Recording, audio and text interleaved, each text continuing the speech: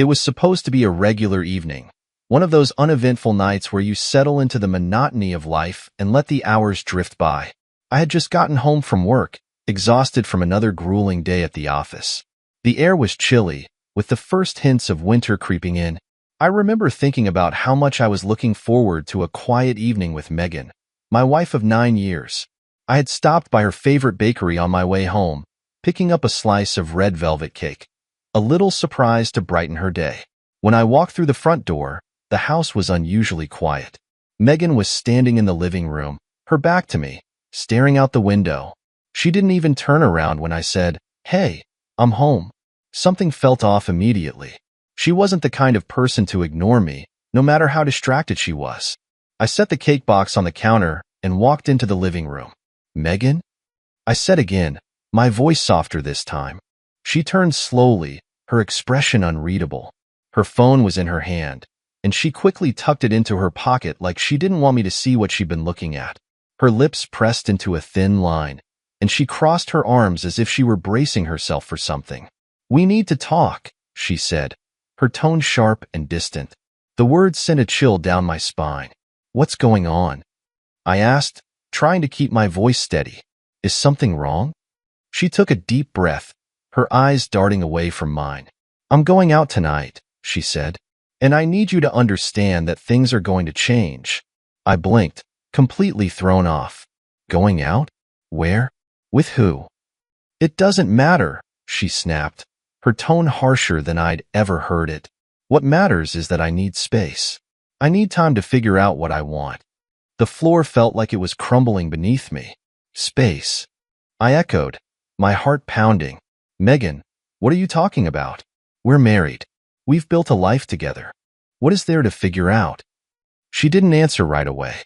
Instead, she looked at me with a mix of frustration and pity, like I was too dense to understand. "I'm tired," she said finally. "I'm tired of this, of us. I need more. I need to feel alive again." Her words hit me like a punch to the gut. "Feel alive?" I repeated, my voice shaking. "Megan, where's this coming from? If you're unhappy, we can work on it. But walking away? That's not how we fix things." She shook her head, her lips curling into a bitter smile. "You don't get it, do you? This isn't something you can fix. I've already made up my mind." My stomach churned as realization dawned on me. "Is there someone else?" I asked, barely able to get the words out. Her silence was deafening. She didn't deny it, but she didn't confirm it either. That hesitation told me everything I needed to know. I felt anger bubbling up inside me, but I forced myself to stay calm. "Megan," I said, my voice low but firm, "if you walk out that door tonight, you're walking away from this marriage. Do you understand that? There's no coming back." Her eyes met mine for a brief moment, and I saw something flicker there. Guilt, maybe, or regret. But it was gone as quickly as it appeared. "I'm sorry," she said, her voice barely above a whisper. Then she grabbed her coat and purse and walked to the door. I followed her, my chest tight with a mix of rage and heartbreak. "Don't do this," I said one last time, my voice cracking. "Don't throw everything away." She paused with her hand on the doorknob, her shoulders tense. For a moment, I thought she might turn around. But then she opened the door and stepped out into the night without looking back. The door clicked shut, and I was left standing there, alone in the silence of the house that suddenly felt too big, too empty. That was the moment I realized my life as I knew it was over. The moment the door shut behind Megan, a deafening silence settled over the house. It was the kind of silence that wasn't peaceful but oppressive, like it was trying to suffocate me. I stood there, staring at the door as if expecting her to walk back in any second, to tell me this was all some cruel joke or a bad dream. But she didn't. She was gone. I walked back to the living room, my legs feeling like they were made of lead. The slice of red velvet cake I'd brought home for her was still sitting on the counter, untouched. I stared at it, the irony cutting through me like a knife. Here I was, trying to do something sweet for her, while she was probably with someone else, feeling alive. I dropped onto the couch, burying my face in my hands. My thoughts raced in circles, each one more torturous than the last. How long had she been feeling this way? Was there really someone else? And if so, who? A coworker?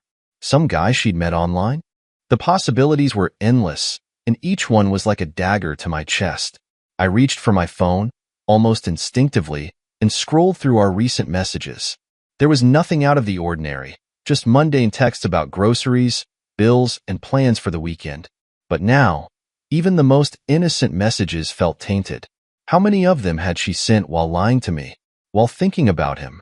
I opened her social media accounts, something I hadn't done in months. Megan wasn't a heavy poster, but she had an active presence. As I scrolled through her recent activity, I noticed a few new faces among her likes and comments. One name, in particular, stood out: Ryan. I didn't recognize him, but he'd liked almost every one of her posts over the past few months, and his comments were always flirtatious. Things like, "You look stunning," and "lucky guy," under photos of her. I clenched my jaw, my grip tightening on the phone. I wasn't the kind of man who liked jumping to conclusions, but the pieces were falling into place. Megan's sudden distance, her need for space, the cryptic way she talked about wanting more, it all pointed to something I'd never thought I'd have to face. My wife, my partner of nearly a decade, might be cheating on me. I didn't sleep that night. I couldn't. Every time I closed my eyes, my mind conjured images of her with someone else, laughing, touching, kissing. By the time the sun came up, I felt like a shell of myself, drained and hollow. But I knew I couldn't let this consume me. I needed to know the truth, no matter how painful it might be. And if Megan wasn't going to tell me, I'd find out on my own. The next morning, I called in sick to work. My boss didn't question it. I rarely took time off, so he probably assumed I was genuinely ill. In a way, he wasn't wrong. My body felt weak, my chest tight, my head pounding from lack of sleep. But this wasn't the kind of sickness you could fix with rest and medicine. I spent most of the morning going through Megan's social media again, paying closer attention this time. Ryan's profile was public, and I didn't hesitate to click on it. He was younger than me, probably in his early 30s, with a cocky smile and a wardrobe that screamed, "wannabe influencer." His posts were full of gym selfies, expensive dinners, and captions like, "Work hard, play harder." He seemed like the kind of guy who thought the world revolved around him. As I scrolled through his photos, I noticed a pattern. Megan's name kept popping up in the comments. Sometimes it was a simple heart emoji, other times a playful comment like, "looking good." My stomach churned. This wasn't just casual interaction. There was a familiarity between them, an unspoken connection that felt like a betrayal in itself. I decided to dig deeper. Megan had mentioned going out with friends, so I texted her best friend, Emily. Emily and I had always gotten along well, and I figured if anyone knew what was going on, it would be her. "Hey, Emily," I typed. "Megan said she was out with you last night. Just wanted to check in. Everything okay?" A few minutes later, my phone buzzed. "Hey, Megan wasn't with me last night. I haven't seen her in a while. Is everything all right?" My heart sank. So she lied about that too. I stared at the screen, the weight of her deception crushing me. I didn't respond to Emily. What could I say? That my wife was lying to me, sneaking out and possibly seeing another man? I wasn't ready to admit that to anyone else yet, not even myself. The rest of the day passed in a blur. I felt like a detective piecing together a case, each clue more damning than the last. By the evening, I had gathered enough circumstantial evidence to confirm my worst fears, but I still didn't have the proof I needed. I wasn't going to confront Megan without undeniable facts. That's when I made the decision to hire a private investigator. It wasn't something I ever thought I'd do, but desperate times called for desperate measures. I found a reputable agency online, explained my situation, and scheduled a meeting for the next day. As I hung up the phone, a strange sense of calm washed over me. For the first time in weeks, I felt like I was taking control of the situation. I didn't know what I would find, but one thing was certain. I was done living in the dark. Megan had walked out that door, thinking she could come back whenever she pleased, thinking I'd be here waiting for her. But she was wrong. The moment she crossed that threshold, our marriage began to unravel. Now, all I needed was the truth to finalize it. The next morning, I walked into the private investigator's office with a heavy heart but a clear mind. The place was surprisingly unassuming. Just a small office tucked into the corner of a generic office park. A man in his late 40s with sharp eyes and a calm demeanor greeted me. His name was Mark, and he didn't waste time with pleasantries. "You want the truth," he said as I sat down across from him, "and I'll find it. But let me warn you, the truth isn't always what you want to hear." I nodded. "I'm ready. I just need to know." Mark asked me for everything I had: Megan's routine, the names of her friends, the bars she frequented, and the man I suspected, Ryan. I handed over screenshots of her social media interactions with him and told Mark about the lies she'd been telling me. He listened intently, taking notes but never interrupting. "This might take a week or two," he said as we wrapped up, "but I'll get you what you need." Leaving his office, I felt a strange mix of dread and anticipation. I wanted answers, but part of me feared what those answers might reveal. Still, there was no turning back now. The first signs came sooner than I expected. 3 days later, Mark called me with an update. "We've got some movement," he said. "She met with Ryan last night at a hotel downtown. My team got photos." My stomach dropped. Hearing it spoken aloud was like a knife twisting in my gut. "Photos?" I asked, my voice barely above a whisper. "I'll email them to you," he said. "But there's more. She didn't stay at the hotel long, maybe 2 hours. After that, she went to a bar with him and another group of people. We're still identifying them, but it looks like some of his friends." I thanked him and hung up, my hands trembling as I opened my laptop. The email came through seconds later, and I clicked on the attachment with a mix of fury and despair. The first photo was of Megan and Ryan standing in the lobby of the hotel. They weren't touching, but the way they leaned into each other, the way she smiled at him, it was enough to make my blood boil. The next photo showed them leaving the hotel, her hand casually brushing against his arm. And the last one was the worst. The two of them at the bar, laughing and looking entirely too comfortable with each other. It was a level of intimacy I hadn't seen in her in months, maybe years. I slammed the laptop shut, my heart pounding in my chest. It was one thing to suspect. It was another to see it with my own eyes. My wife, the woman I had loved and trusted for nearly a decade, was slipping further and further away from me and into the arms of another man. The confrontation loomed over me like a storm cloud. I didn't sleep that night. I stayed up staring at the ceiling, my mind racing with 1,000 questions. How had we gotten here? Was there something I could have done to prevent this? And most pressing of all, what was I going to do now? By morning, I had made up my mind. I wasn't going to wait for Mark to finish his investigation. I needed to confront Megan, to hear the truth from her own lips. When she came home that evening, I was waiting for her in the living room.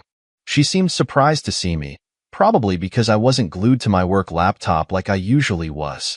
"You're home early," she said, setting her purse down on the counter. "I took the day off," I replied, my voice steady but cold.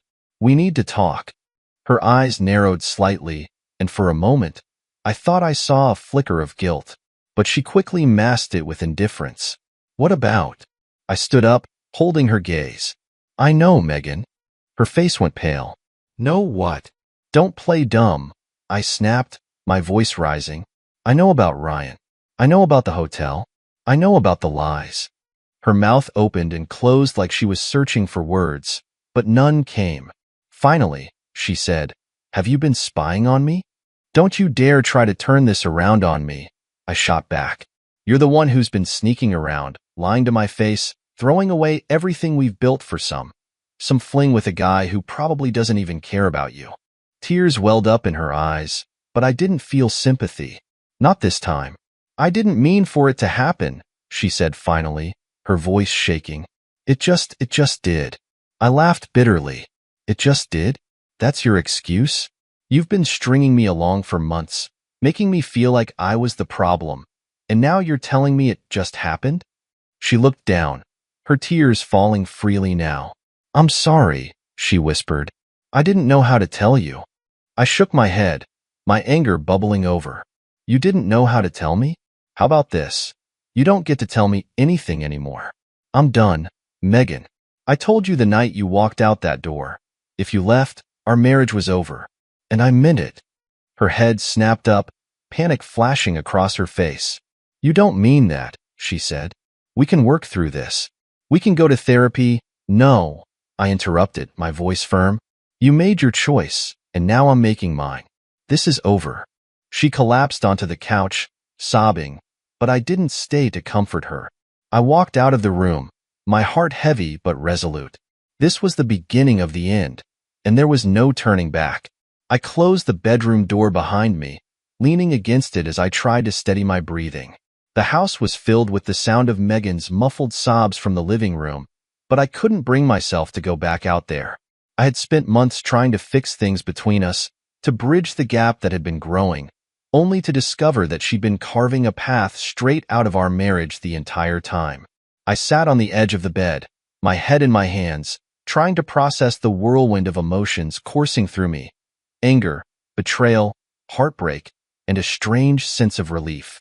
As much as it hurt to confront the truth, at least now I wasn't stuck in the dark anymore. I had clarity, no matter how much it stung. My phone buzzed on the nightstand, jolting me out of my thoughts. It was a text from Mark, the private investigator. "Mark, we need to talk." Something came up. My heart sank. What else could there possibly be? I hesitated for a moment, then called him. He picked up on the second ring. "Mark," I said, my voice hoarse. "What's going on?" "I didn't want to wait until our next meeting to tell you," he said, "but I've uncovered more than I expected. This isn't just a fling, and it's not just Ryan." My stomach dropped. "What do you mean, not just Ryan?" "There's another man," Mark said bluntly. "Ryan isn't the only person she's been seeing. From what I've gathered, this has been going on for over a year." A year. The words echoed in my mind, each syllable heavier than the last. My wife hadn't just lied to me about one man. She had been living an entirely different life behind my back. Mark continued, "I have evidence of her meeting with this other man at least twice a month. He's older, mid-50s, well-dressed. Looks like he might be someone with money. I'm still digging into who he is, but he seems to frequent the same hotel she's been meeting Ryan at." I felt like the ground beneath me was crumbling. "And Ryan? Does he know about this other guy?" "It doesn't look like it," Mark said. "From what I've observed, Ryan thinks he's the only one." The rage that had been simmering inside me boiled over. Not only had Megan betrayed me, but she was playing both of these men as well. I clenched my fists, my jaw tightening. "Send me everything you've got," I said. "Photos, details, everything." "You'll have it within the hour," Mark replied. "I'm sorry, man. I know this isn't easy." I hung up without responding, my mind racing. A year. An entire year of lies, deceit, and betrayal. How had I missed the signs? How had I been so blind? The confrontation deepens. I didn't go back downstairs that night. Instead, I stayed in the bedroom, poring over the files Mark sent me.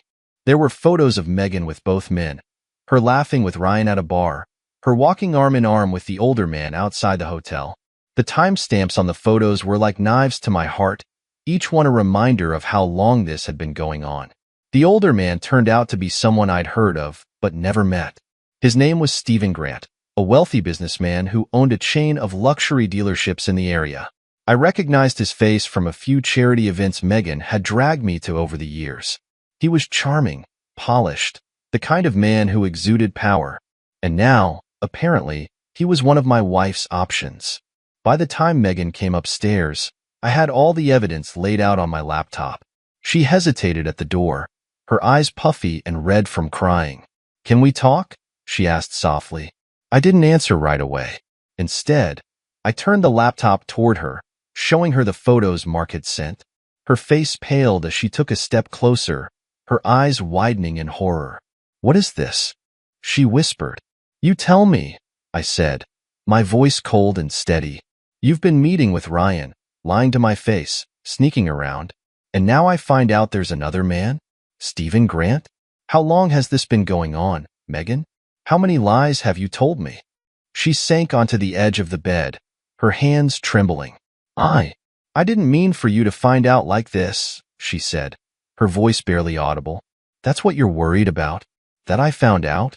I snapped, my anger spilling over.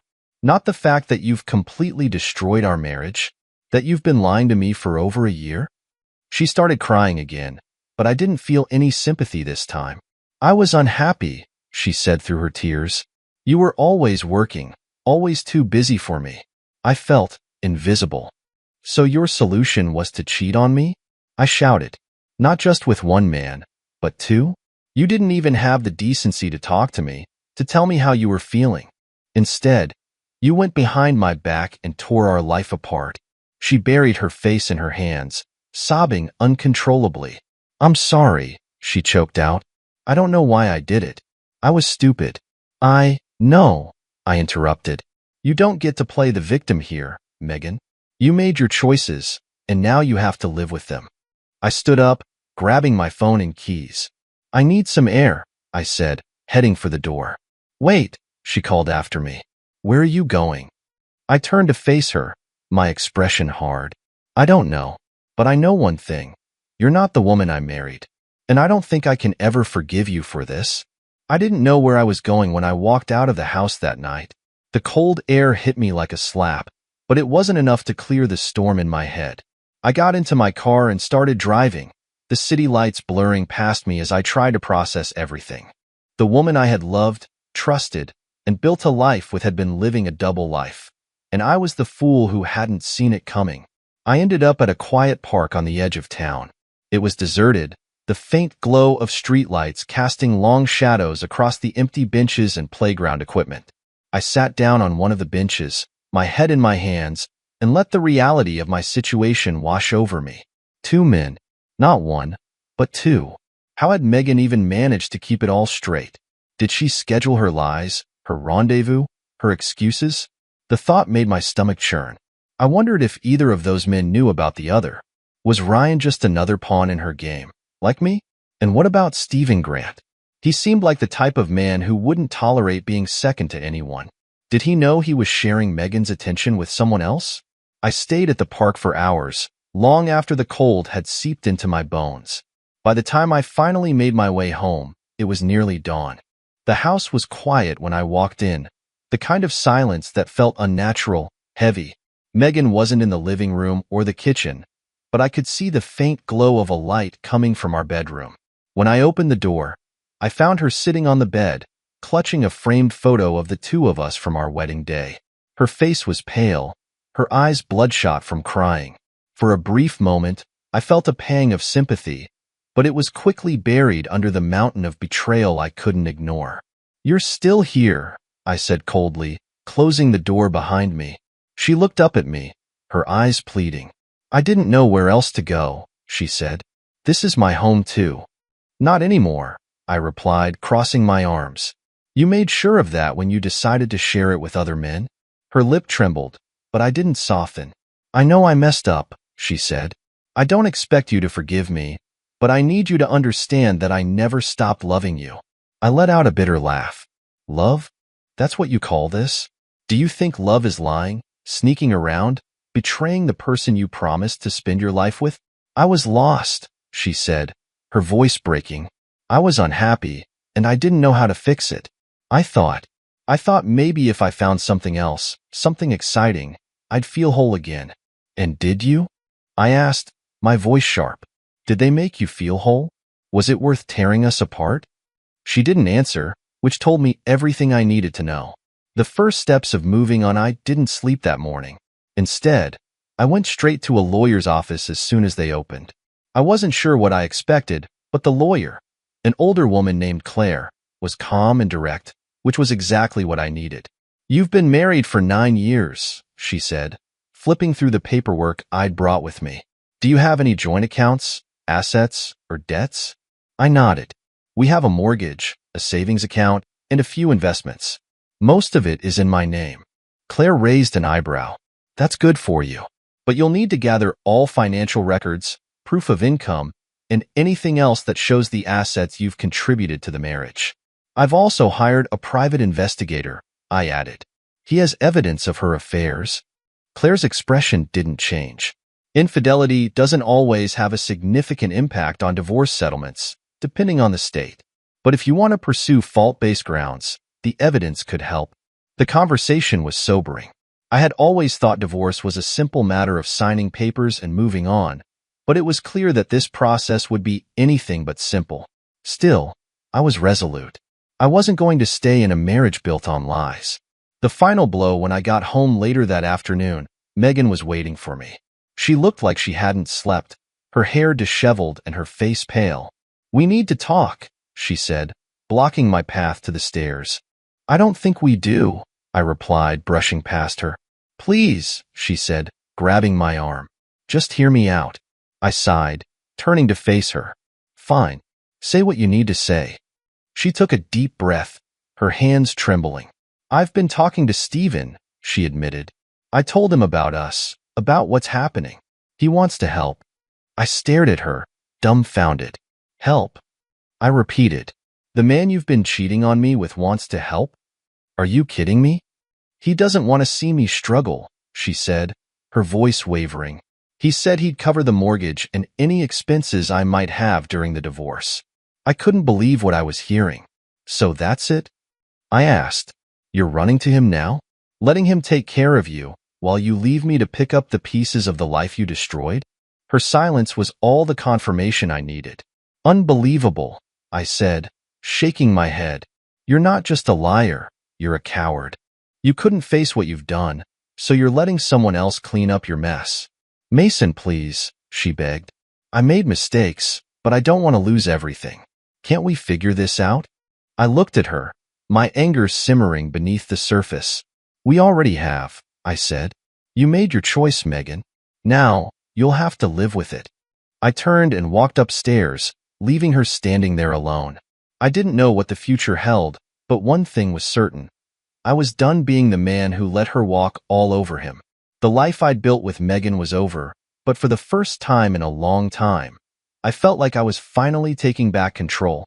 The days that followed were a blur of paperwork, legal meetings, and uncomfortable silence in the house that Megan and I still shared, for now. I had moved into the guest bedroom, locking the door at night, keeping our interactions to the bare minimum. If she wanted to play the role of the heartbroken woman, I wasn't going to indulge her anymore. My mind was set, my decision final. This marriage was over. Despite everything, there were moments where the weight of it all crushed me. A decade together wasn't something you could just erase overnight. I would catch myself staring at old photos on the wall, moments frozen in time where we were happy. At least, I thought we were. But now I wondered if that happiness had ever been real, or if I had just been blind all along. The house, once filled with laughter and warmth, now felt like a tomb, haunted by memories of a love that had rotted away long before I had noticed. But I refused to let the past keep me chained. I was moving forward, and nothing was going to stop me. The last straw one evening, I was working late in my office when I heard voices downstairs. At first, I thought Megan was on the phone, but when I stepped out into the hallway, I realized she wasn't alone. Ryan. He was standing in my living room, his hands stuffed in his pockets, looking completely at ease, as if he belonged there. Megan stood close to him, whispering something under her breath, her posture tense. I clenched my fists and took a deep breath before stepping forward. "What the hell is this?" Megan flinched, turning to face me. "Mason, please." Ryan he wanted to talk. Ryan smirked, his arms crossing over his chest. "Look, man, I know things are messy, but..." I cut him off with a sharp glare. "You have exactly 10 seconds to get the hell out of my house before I throw you out myself." Megan gasped. "Mason, don't." But Ryan just laughed. "Relax, buddy. I just came to clear the air. Megan told me you were being difficult about the divorce, and I figured we could work something out like adults." The sheer audacity of it nearly made me lose control. "You think you can walk into my house and lecture me about being an adult?" I stepped closer, my voice dangerously low. "You don't get to insert yourself into this. You're a mistake she made, one of many. This isn't your business, and it never will be." Ryan's smirk faltered, but he didn't back down. "I'm not trying to start a fight. I care about Megan, and I want to make sure she's okay." I turned to Megan, who was looking at the floor, ashamed. "Is this really who you are now?" I asked her. "Bringing your side piece into our home like it's normal? Do you even feel any guilt?" Tears welled in her eyes, but I didn't care. She had no right to cry. "I didn't invite him," she whispered. He just showed up. I looked back at Ryan. Then I suggest you show yourself out before I make you regret stepping through that door.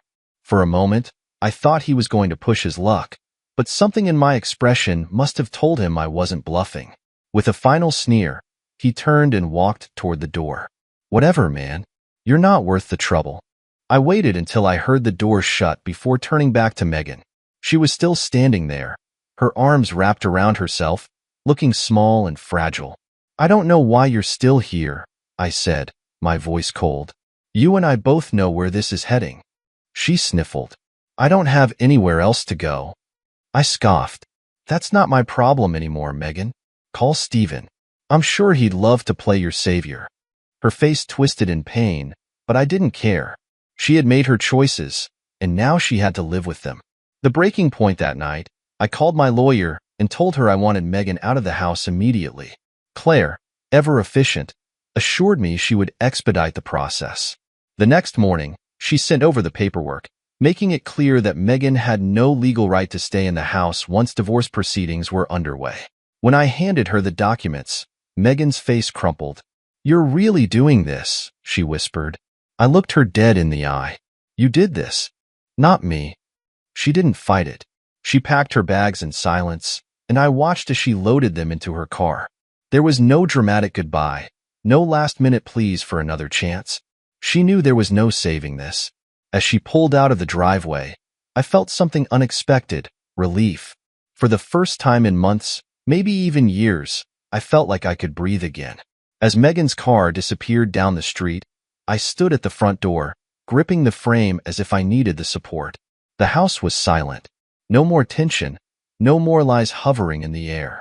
For the first time in a long time, I was alone. And yet, I didn't feel lonely. I stepped back inside and let out a deep breath, shutting the door behind me. The house felt different, lighter, freer. Megan had taken her clothes, her perfumes, her little decorations, but she had also taken something else with her. The poison that had seeped into our marriage for over a year. For the first time since this nightmare began, I didn't feel like a prisoner in my own home. The aftermath, the divorce proceedings moved quickly. Claire, my lawyer, was relentless, making sure Megan got the bare minimum. Since most of our assets were in my name, she had no real leverage. And despite Stephen Grant's supposed help, he didn't seem eager to fight my legal team on her behalf. Maybe Megan had overestimated her place in his life. Ryan, on the other hand, completely vanished. Whether Megan got tired of him, or he realized he was just another pawn in her game, I didn't know, and frankly, I didn't care. A few weeks after she moved out, I got a text from her.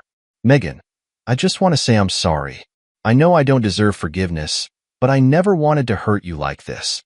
I stared at the message for a long time before finally typing out a response. Me, you made your choices. Now live with them. Then, I blocked her number. There was no need for closure. She had given me all the closure I needed the moment she walked out that door. A new beginning. The weeks turned into months, and little by little, I started rebuilding my life. I threw myself into my work, but not as an escape. This time, I did it for me, not for a marriage that never truly existed the way I thought it did. I started working out again, something I hadn't prioritized in years. I spent more time with friends, reconnected with family. I even took a trip by myself, something I never would have considered before. And somewhere along the way, I realized something. Megan's betrayal wasn't the end of me. In fact, it was the beginning of something better. One evening, months later, I was sitting at a coffee shop when a woman approached me. She was smiling, confident, the kind of person who carried an energy that was impossible to ignore. Mind if I sit here? She asked, pointing to the seat across from me. I hesitated for only a second before nodding. Go ahead. She sat down, and just like that, a new chapter of my life began. And this time, I was going to make damn sure it was a chapter worth writing.